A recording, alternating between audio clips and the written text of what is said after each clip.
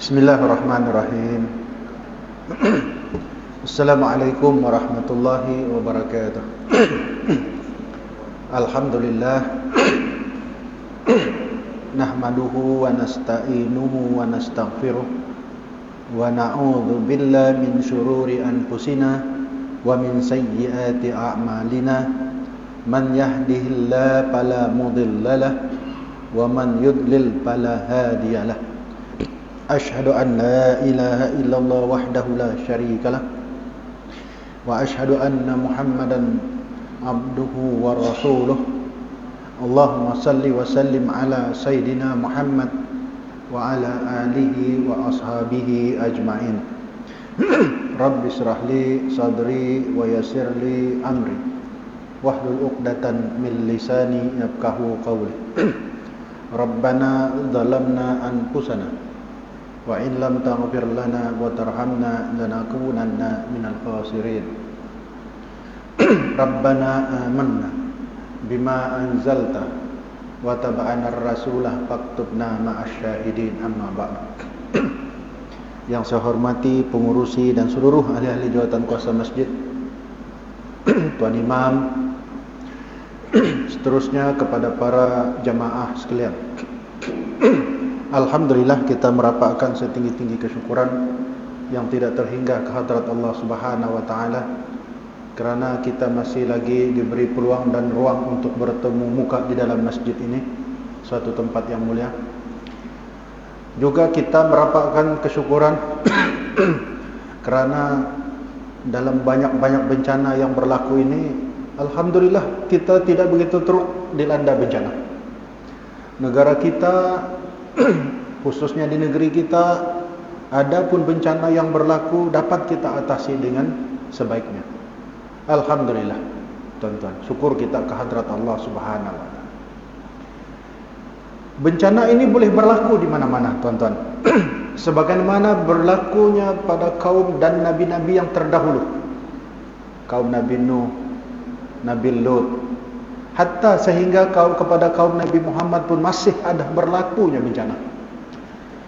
Dan apabila berlakunya bencana itu, kalau nabi-nabi yang terdahulu, mereka memberikan peringatan daripada Allah kepada kaumnya, memberikan dakwah agar mereka itu menyembah Allah, meninggalkan kekufuran, tidak menyembah berhala, berbuat kebajikan di antara satu dengan yang lain, berbaik-baik.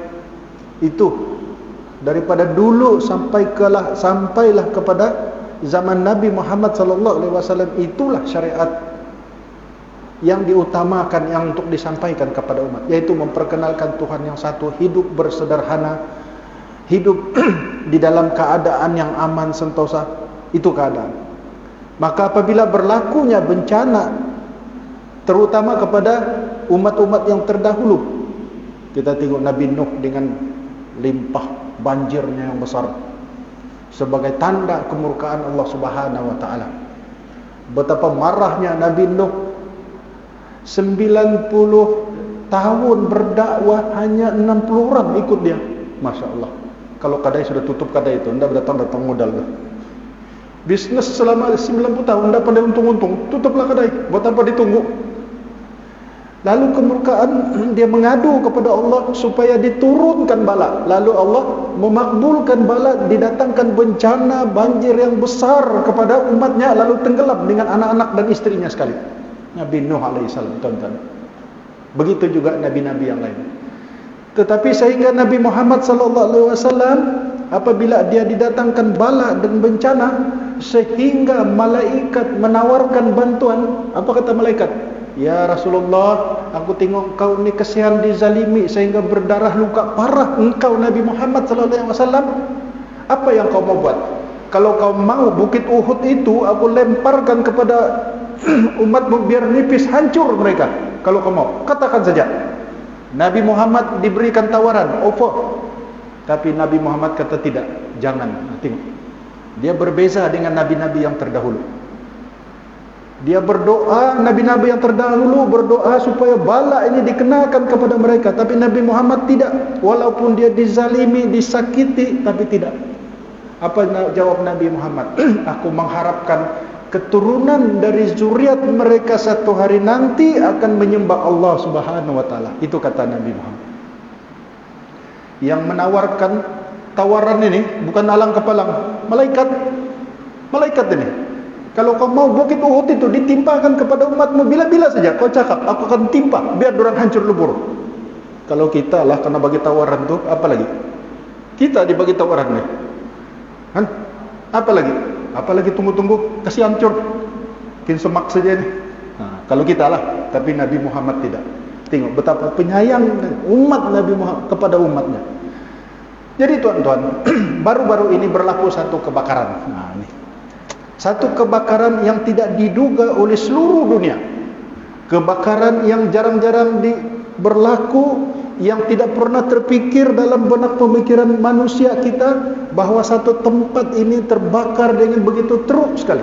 Nih, yaitulah Los Angeles terbakar hebat. Los Angeles ini kalau di Amerika Syarikat dia merupakan bandar yang kedua terbesar, terindah, tercantik, terhebat. Los Angeles, segala bintang pujaan, penyanyi, pelakon, semua pemimpin-pemimpin politik semua banyak duduk di Los Angeles.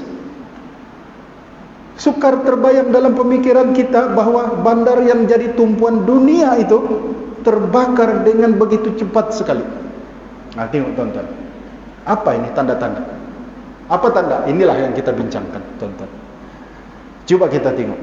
Kebakaran yang dimulai pada hari Selasa, pada Selasa pagi itu 7 Januari 2025. Bulan ini lagi, bulan ini. Sehingga banyak para media menggunakan istilah kiamat, menerangkan betapa teruknya kebakaran yang tidak disangka-sangka dan tidak diduga-duga. Kebakaran hutan yang apabila hutan itu terbakar dibawa oleh tiupan angin yang kelajuannya lebih 120 km sejam, lalu membakar rumah dan jalan-jalan raya. Kalau kita tengok kebakaran itu, tuan-tuan, kan kita ada terima nih WhatsApp, TikTok, semua YouTube. Jalan raya tar itu terbakar. Tar itu terbakar macam minyak terbakar, macam berjalan api itu di atas tar. Tidak pernah kita tengok api terbakar di atas tar. Tidak pernah. Di Los Angeles berlaku perkara ini. Nih, tuan-tuan. Ini apa ini? Apa ini? Apa tanda ini? Dan yang hebatnya lagi, kebakaran itu dapat digambarkan dari atas pesawat. Bola api turun daripada langit membakar bumi Los Angeles. Ini tuan-tuan, kita tengok. Apa tandanya? Ada seorang penganalisis luasnya Los Angeles itu kalau dikira-kira 36.000 km persegi. 36 km persegi perpuluhan 2. Ada 2 lagi di ujungnya. Tetapi luas Gaza itu 36.000 km persegi. Sama, lebih kurang sama. Artinya Los Angeles perpuluhan 2 lebih besar sedikit saja. Artinya ukuran yang sama nih memberikan gambaran kalau Gaza ukurannya 36.000 km persegi, Los Angeles ukurannya yang terbakar, yang binasa akibat bencana itu juga 36.000 persegi kilometer. Sama ukurannya. Apa ini tanda ini? Macam ada tanda ini kan? Kita tengok macam ada tanda-tanda. Dan Gaza itu dimusnahkan dengan mengambil masa selama setahun 6 bulan. Tetapi Los Angeles dimusnahkan dalam tempoh 2 hari. Habis ranap seluruhnya. Kalau kita mau pergi pelajong pergi Los Angeles, cantik, indah, menawan. Sekarang kalau kita pergi pun dah guna, tengok tiang terbakar saja, tidak ada guna apa-apa lagi. Tidak ada yang menarik lagi. Buang duit saja, tiada guna sudah. Tengok. Los Angeles adalah di antara penyumbang pembayar zakat yang terbesar di Amerika Syarikat. Dan dana yang digunakan ini digunakan oleh Amerika Syarikat untuk dihantar kepada Israel. Dan Israel menggunakan dana ini untuk membeli senjata bagi membunuh orang-orang di Gaza dan Palestina. Ini sebenarnya tuan-tuan. Jadi tuan-tuan, sehingga 11 hari bulan. Kita tengok. Sebab hanya dalam beberapa hari saja kota itu telah berubah jadi 180 darjah berubah langsung. Kalau kita tengok bukan lagi Los Angeles. Kalau bilang hutan belantara, cantik lagi hutan. Ada lagi pokok-pokok, daun-daun, burung-burung berterbangan, binatang-binatang berlari-larian. Ini langsung kebakaran, api, pokok, arang. Siapa yang mau tengok? Kepuasan sudah kita tengok kebakaran. Nah, kita mau tengok. Nah, itu bencana. Ini tuan-tuan. Jadi pohon-pohon hijau dan rumah-rumah mewah itu hangus menghitam, menjadi serpihan yang hancur bertaburan. Allah, Masya Allah. Hebat sekali kebakaran ini tuan-tuan. Jadi sehingga 11 hari bulan, ini sekarang ini 21 hari bulan nih. 22 sudah hari bulan. Sehingga 11 hari bulan nih dikabarkan luas kawasan yang terbakar itu sudah hampir sama dengan Gaza. Dan hampir 10.000 rumah terbakar hangus, bangunan. Dan sehingga 11 hari bulan yang lalu diberitakan belasan orang yang mati. Itu baru belasan.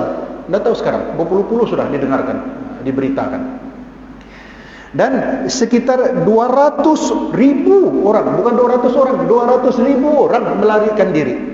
Tengok, kota yang penuh dengan kemewahan. Dan dia memaksa sekitar 70.000 penduduk untuk berpindah daripada kawasan tersebut. Dan memaksa lebih daripada itu 130 orang dipaksa meninggalkan rumah.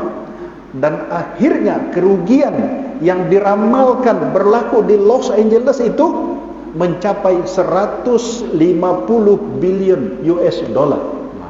Bukan million, billion. Oh Allah, Allahu Akbar, punyalah banyaknya. Besar. Jadi tuan-tuan, jadi apa ini? Jadi penjelasan ilmiah di sebalik kebakaran di Los Angeles. Apa penjelasan? Apa ini? Kalau dari segi sudut kaji cuaca, orang kaji cuaca cakap, orang pandang ilmiah katanya ini adalah perubahan iklim. Apa katanya? Yang tidak menentu iklim ini. Sekali sejuk-sejuk, sekali panas-panas, dengan memakan masa yang terlalu lama. Di mana sejuk itu katanya dia akan menumbuhkan tumbuh-tumbuhan yang hidup subur, memanjang, dan apabila tiba musim panas, daun-daun yang panjang subur itu lalu mati dan mudah terbakar. Itu kesannya. Itu dia kata dari sudut ilmiah. Orang kaji cuaca cakaplah, kan? Lain orang lain nih dia punya pandangan. Itu orang kaji cuaca. Kalau orang geografi dia kata, kenapa azab ini berlaku macam di Gunung Kinabalu hari itu? Karena keadaan kedudukan tanah yang tidak stabil. Itu kedudukan tanah yang di atas gunung itu jatuh menyebabkan keruntuhan, menyebabkan beberapa orang yang mengalami kecederaan. Itu kedudukan tanah tidak stabil. Itu dari sudut geografi. Itu orang geografi cakap. Dia tanya pula pasal orang agama, inilah laknat, ini azab Tuhan, ini siksaan, ujian itu enggak. Macam-macam ya. Ini. Dari sudut orang seni pula, orang seni lah. Yang menyanyi, yang pelakon, orang seni ini. Apa jawabnya? Ini jawabnya. Nih, ada kata-kata. Apa orang seni cakap? Barangkali di sana ada jawabnya. Mengapa di tanahku terjadi bencana? Mungkin Tuhan mulai bosan melihat tingkah laku kita yang selalu salah dan bangga dengan dosa-dosa, atau alam mulai enggan bersahabat dengan kita. Coba kita bertanya pada rumput yang bergoyang. Macam biasa dengar kan? Jadi itu jawaban orang seni. Jadi sebenarnya apa yang menimpa Los Angeles ini mengingatkan kita tuan-tuan kepada 3 ayat Al-Quran. Apa dia ayat Al-Quran itu? Satu ayat yang menerangkan tentang angin kencang. Bukan setakat angin kencang, tetapi di dalam angin itu dia mengandungi api sekali. Angin. Los Angeles, kita tahu dia adalah pembayar cukai. Yang dana dia itu disumbangkan kepada Israel, lalu digunakan Israel untuk membantai orang-orang Islam di Palestina. Jadi kebakaran 7 Januari pada pukul 10.30 itu rupanya bukan kebakaran biasa. Luar biasa punya kebakaran, tidak pernah berlaku. Api yang disertai dengan angin kencang ini tepat sebagaimana yang terfirman di dalam Al-Quran surah Al-Baqarah ayat 26, 266. Apa bunyi dia? ayawaddu ahadukum an takuna lahu jannatum min nakhilin wa a'nabin tajri min tahtihal anhar lahu fiha min kulli thamaratin wa asabahul kibaru wa lahu dzurriyyatun du'afa'u fa asabaha i'sarun fihi narun fahtarakat kadzalika yubayyinullahu lakumul ayati la'allakum tatafakkarun. Panjang ayat. Kita ambil sikit je. Apa maksudnya? Kita ambil maksud dia separuh itu. Kita ambil apa maksudnya? Wa asabahul kibaru wa lahu zurriyyatun du'afa'u fa asaba i'sarun fihi nar. Apa maksudnya? Lalu kebun itu ditiup dengan angin yang kencang yang mengandungi api sehingga terbakar. Fahtarakat, sehingga terbakar. Demikianlah Allah menerangkan ayat-ayatnya kepada kamu agar kamu berpikir tentangnya. Al-Baqarah ayat 266. Jadi ayat pertama itu yang pertama, tuan-tuan. Yang kedua dalam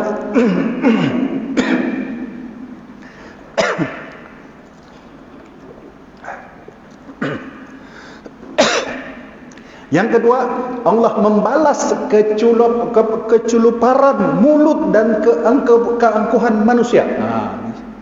Manusia ni mulut dia celupar ni, bukan main, kurang ajar tuan-tuan. Dia bangga, dia kurang ajar dengan Tuhan, angkuh dia dengan Tuhannya, dengan Allah Subhanahu wa taala. Tidak sedar diri dia kata. Di mana kalau kita tengok Donald Trump, sebelum dia angkat sumpah, setelah dia menang dia angkat sumpah, belum pun angkat sumpah. 20 hari bulan hari itu dia angkat sumpah. Dia berkata dalam 2 hari bulan, apa katanya? Sekiranya kita akan jadikan Gaza itu sebagai neraka api. Ini kata-katanya. Apa kata-katanya? Tengok. Sebelum kebakaran melanda Los Angeles, Presiden Amerika Donald Trump berkata akan menghadirkan neraka di Gaza yang akan mengancam Hamas. Apa katanya lagi? Jika mereka tidak kembali ketika saya rasmi sebagai presiden. Ini Trump cakap. Ketika mereka ini orang-orang Palestin, Gaza, artinya mereka itu masih menentang. Kalau mereka itu masih menentang dan tidak kembali, ketika saya rasmi sebagai presiden, kekacauan akan terjadi di Timur Tengah. Itu Trump berkata. Dan itu tidak baik untuk Hamas. Dan terus terang itu juga tidak akan baik untuk sesiapa saja. Trump cakap semua kekacauan akan terjadi. Saya tidak perlu mengatakan apa-apa lagi, tapi itulah kenyataan. Tengok Trump kata angkuh, sombong, takbur. Tengok. Sebab itu ketakburan, keangkuhan Trump sebagai Presiden Amerika Syarikat yang paling sombong, angkuh. Inilah kejadiannya. Artinya sesuatu yang tidak terfikir oleh manusia, yang tidak terkawal oleh manusia, tidak dapat dihentikan oleh manusia, tetapi dapat dihentikan oleh Allah Subhanahu wa taala. Kalau di persidangan bangsa-bangsa bersatu, keistimewaan Amerika Syarikat ini, dia mempunyai kuasa veto. Dia boleh membatalkan apa sahaja yang telah dipersetujui oleh dunia. Itu kelebihan dia. Sebenarnya kuasa veto ini tidak adil ni, kalau ikut tidak adil ni. Tapi tidak tahulah macam mana boleh dia buat begitu kan. Jadi setelah Amerika menyokong penuh Israel dengan dana dan senjatanya, ini cerita dulu. Trump dia memulai tipu daya, Donald Trump. Namun dia tidak tahu bahawa Allah adalah sebaik-baik pembuat tipu daya. Neraka yang ingin dia hadirkan di Palestin itu kini justru melanda negara dia sendiri. Tengok. Dia mau menjadikan neraka api di Gaza, tetapi rupa-rupanya berlaku neraka api itu di negara dia sendiri, di tempat yang paling strategi, yang centralized, yang menjadi tumpuan seluruh dunia pula. Itu dijadikan, dinampakkan oleh seluruh dunia bahawa inilah keangkuhan. Tidak tahulah kalau selepasnya Donald Trump masih angkuh lagi, kita tidak tahulah kan. Mengajar kita supaya jangan angkuh. Jangan mulut celupar, jangan bercakap besar di hadapan Allah Subhanahu wa taala. Sebab itu Allah berfirman, "Wa makaru wa makarallah wallahu khairul makirin." Mereka itu orang-orang kafir membuat tipu daya dan Allah pun membalas tipu daya mereka. Allah adalah sebaik-baik pembalas tipu daya. Al-Imran ayat 54. Jadi yang kedua. Yang ketiga, ayat yang ketiga menerangkan tentang azab di dunia. Belum pun sempat azab di akhirat nanti, rupa-rupanya Allah telah mendatangkan azab itu semasa di dunia lagi. Diperlihatkan supaya manusia mana yang sombong, ada kesedaran, akan timbul kesedaran dan insaf akhirnya. Itu tujuannya. Tapi tiba-tiba kita tengok, membantu Zionis Israel membunuh warga Gaza dan merencanakan pembunuhan beramai-ramai merupakan satu kezaliman besar. Kebakaran hebat yang berlaku di Los Angeles adalah azab di dunia, dan azab di akhirat lebih besar lagi daripada itu. Sebab itu firman Allah, apa dia kata? Kazalikal azabu wal azabul akhirah akbaru law kanu ya'lamun. Seperti itulah azab di dunia. Sungguh azab akhirat itu lebih besar sekiranya mereka mengetahui. Kalau kita tengok kebakaran di Los Angeles itu yang luar biasa, tidak pernah berlaku di negara-negara tu Afrika tu, yang padang pasir tidak pernah terbakar. Kalau ada terbakar pun sikit-sikit saja, keadaan dia tidaklah seteruk seperti ini. Tiba-tiba Los Angeles, satu bandar yang kalis keselamatan. Kalis keselamatan ni tuan-tuan. Orang bilang peluru sampai pun berbunyi tu, boleh tahu di mana penjuru. Kalau ada kapal terbang menceroboh pun boleh tahu. Tiba-tiba didatangkan Allah satu bala yang tidak disangka-sangka. Ini. Jadi tuan-tuan, umat Islam dan dunia mungkin tidak dapat berbuat apa-apa untuk menghentikan sokongan ini. Tetapi sebenarnya Allah berkuasa menghentikan sikap dan kesombongan orang-orang Amerika ini. Jadi, namun Allah berkuasa dengan tentera apinya, dia menghentikan apa yang tidak dapat dihentikan oleh manusia dan antara bangsa. Kita sekarang kita tidak tahu kekuatan mereka itu dari segi ketenteraan, dari segi jumlah dia, dari segi kuantitinya berlipat ganda kuatnya. Sungguh kita tidak dapat melawan, dari segi akal pun tidak boleh lawan ketenteraannya. Tapi dari satu sudut inilah Allah datangkan api untuk melawan, supaya ada di kalangan mereka ini yang akhirnya akan insaf nanti satu masa nanti. Jadi tuan-tuan, adakah bala contoh bencana yang berlaku ini sama dengan kisah-kisah Nabi-Nabi yang terdahulu? Contoh seperti kita sebut nanti tadi, kisah Nabi Nuh contohnya. Kisah Nabi Nuh.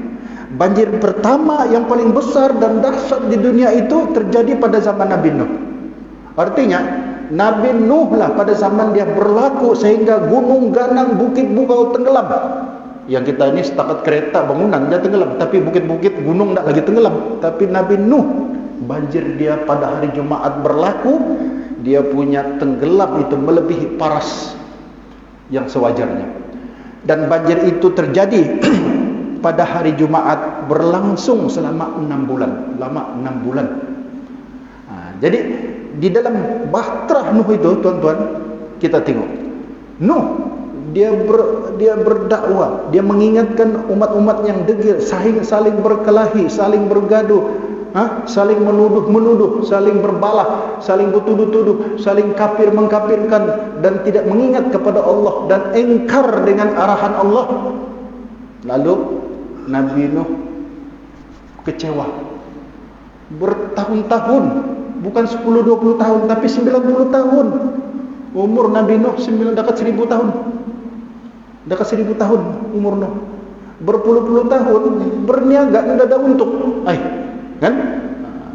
Jadi azab yang ditimpakan kepada Nabi Nuh kan?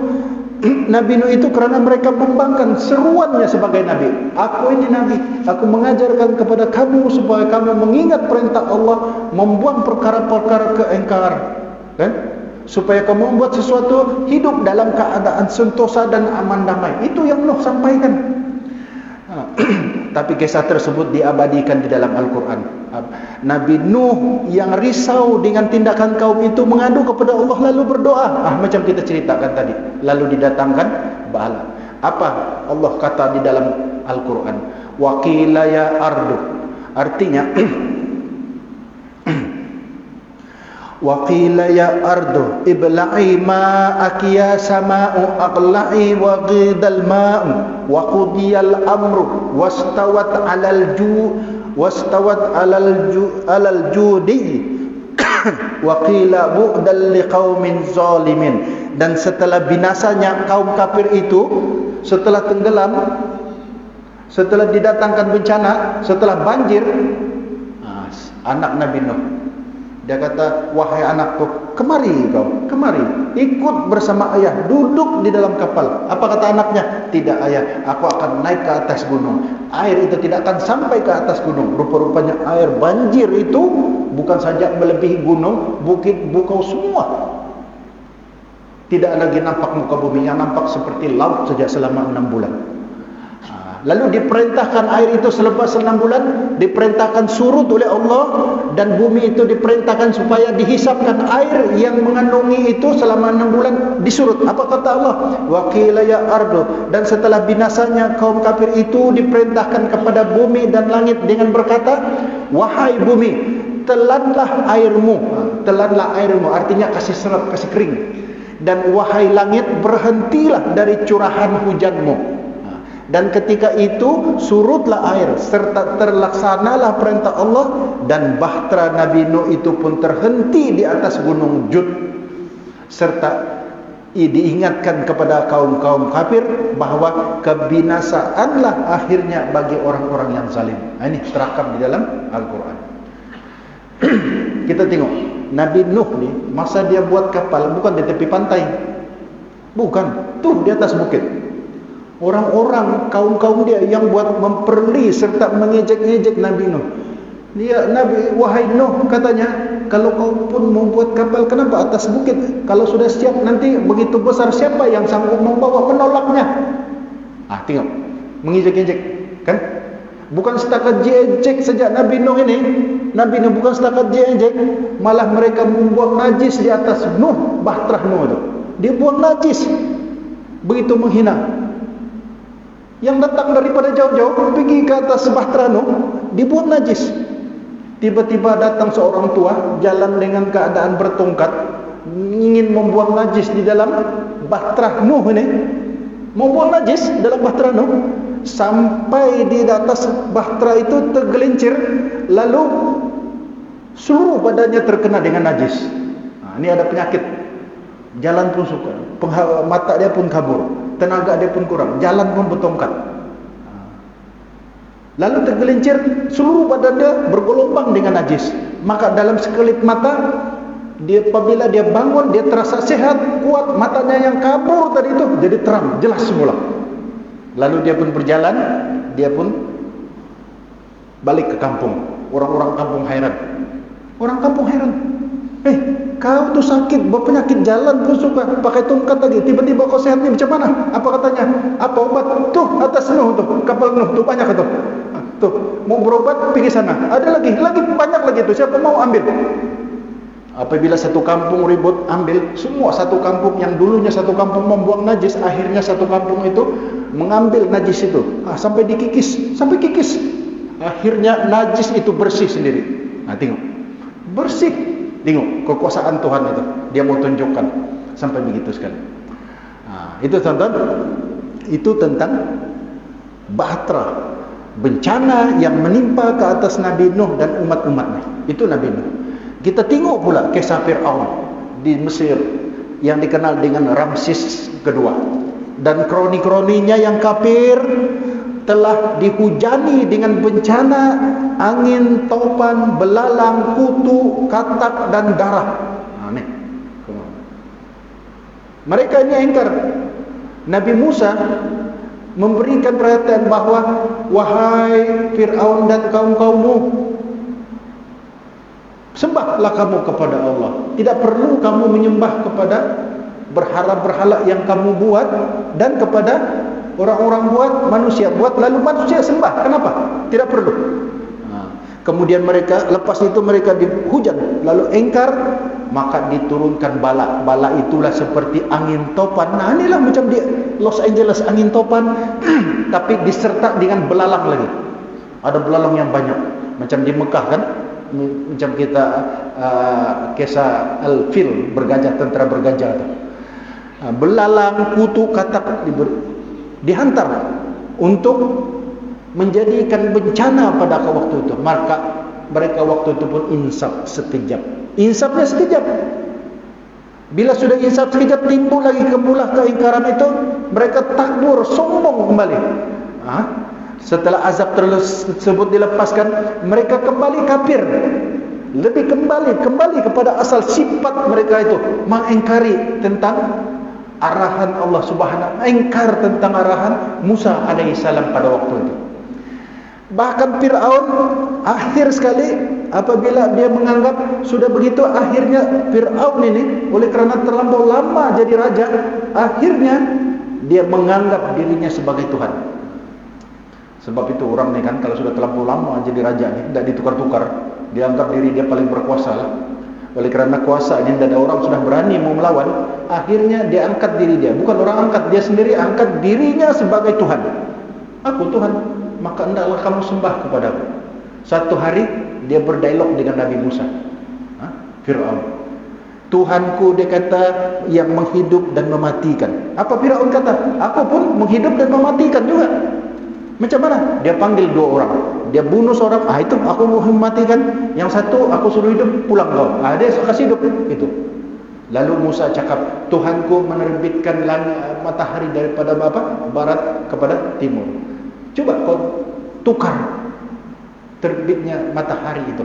Itu yang dia tidak, lalu dia murka dan marah, itu yang dia timbul kemurkaan. Sebab tidak ada orang selama ini yang berani menentangnya kecuali Musa. Lalu apabila dia menzahirkan, melantik dirinya sebagai Tuhan, Allah berfirman, "Arsalna alaihimut tufan wal jarad wal kummal wad dafadi'u wad dam ayatin mufassalatin fastakbaru wa kanu qauman mujrimin." Dan Allah berfirman, kami pun menghantar kepada mereka taufan dan belalang dan katak dan darah sebagai tanda-tanda yang bukti yang jelas, dan mereka juga tetap berlaku sombong, takbur dan menjadi kaum yang menderhaka. Tengok Al-Baqarah 133 ayat 133. Jadi tuan-tuan, ini keingkaran. Artinya ingatkan sudah taubat dulu tu, taubat sudah. Artinya sudah beberapa ketika timbul balik dia punya keingkaran, timbul balik kesombongan, keangkuhan, timbul balik, lalu akhirnya bukan saja itu, melantik dirinya sebagai Tuhan lagi dahsyat. Itu Fir'aun. Itu yang kedua, kisah yang kedua. Artinya kisah yang ditimpa bencana Fir'aun dan Musa, yang akhirnya Fir'aun mati tenggelam di dalam laut. Itu tuan-tuan, itu bencana tu. Tengok, adakah ada persamaan? Ada. Cuma persamaan dia, yang itu melalui banjir, yang ini melalui api. Itu persamaan, perbezaan dia. Yang objektifnya tetap sama untuk memberikan bala bencana. Itu saja. Sama ada manusia itu sedar atau tidak, bertaubat ataupun tidak, itu belakang cerita.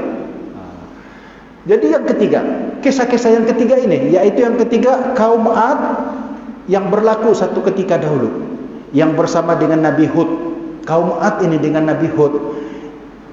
Kaum Ad ini, mereka ini menduduki kemah-kemah yang diperbuat daripada bulu. Mereka ini, kalau orang dulu dia tidak ada rumah-rumah, bangunan tidak ada lagi. Macam Nabi Adam alaihissalam lah. Dia tinggal di pokok-pokok, di tepi-tepi sungai, baring di laut-laut, di tepi pantai. Rumah belum ada lagi. Begitu juga kaum Ad ini, dia bina kemah yang diperbuat daripada bulu. Kemudian ditegakkan tiang-tiang yang kuat lagi kukuh. Kemah itu kuat, menandakan mereka ini terkenal dengan sangat kuat dan paling besar tubuh badan. Sudahlah kuat, badannya besar. Kan orang dulu umurnya panjang-panjang, dan sudah panjang badannya kuat pula. Mereka bina satu kemah untuk mereka tinggal. Ajakan Nabi Nuh kepada kaum Ad agar taat kepada Allah dan mensyukuri nikmat yang telah diberikan, mereka tidak indahkan. Itu saja Nuh minta, supaya kamu itu taat kepada Allah dan mensyukuri nikmat. La in syakartum la azidannakum, wa la in kafartum inna azabi lasyadid. Itu disebut di dalam Quran. agar taat dan mensyukuri nikmat yang telah diberikan, tetapi mereka tidak indahkan. Apa kaum Ad ni buat? Dia terus mengerjakan maksiat, terus menyembah berhala, dan kaumnya semakin lama semakin sombong, kuat, gagah, besar, sombonglah. Kan? Banyak tuh manusia, bukan zaman dulu, zaman sekarang pun banyak nih. Sudah kuat, gagah, sombong. Apa kau mau? Kau nak tengok aku nih, besar aku nih. Banyak tuh. Bukan di KK lah, insyaAllah Afrika. Kaumnya pun semakin sombong, menolak dengan keras beribadat dengan Allah. Sembahyanglah kamu, puasalah kamu. Kalau kamu ada harta, keluarkanlah zakat. Hei, apa zakat-zakat? Ini harta aku yang cari, aku dapat sendiri, aku usaha sendiri. Zakat buat apa mau keluar? Menentang. Nih tonton, menentang. Bukan setakat itu, Nabi Hud juga diolok-olokkan. Mereka mengejek-ngejek Nabi Hud dan meminta, ya Nabi Hud, kalau betul kau ini Rasul, Tuhan itu ada, kalau betul kau timpahlah kami ini dengan bencana. Dia minta lagi kaum tu, kaum Ad itu, dia minta, wahai Nuh, kalau betul engkau ini Rasul, maka datangkan bala. Kami sedia menunggu bala yang Tuhanmu akan antarkan nanti. Sampai begitu mereka. Jadi akhirnya, apa akhirnya? Allah mengirimkan mereka bala yang macam mana? Hawa yang sangat panas sehingga telaga-telaga dan sungai-sungai kering. Bukan saja telaga, sungai pun kering. Tanam-tanaman mereka menjadi mati. Hujan pun tidak turun dalam waktu yang cukup lama, kemarau. Lantas kemudian datang awan yang besar. Awan yang besar itu memusnahkan mereka. Tengok. Ini kaum Nabi Ad. Jadi itu yang mereka ini didatangkan dengan musim kemarau dan akhirnya dimusnahkan dengan didatangkan awan. Itu bentuk bencana yang didatangkan kepada umat-umat yang terdahulu. Tadi di Los Angeles ini didatang kebakaran ini yang luar biasa, ditiup oleh angin, dan angin itu yang ditiup membawa api, lalu api yang dibawa oleh angin itu dia membakar lagi satu kawasan, membakar lagi satu kawasan, membakar lagi satu kawasan. Akhirnya kawasan itu meluas sehingga 360.000 km persegi, seperti Gaza ukurannya.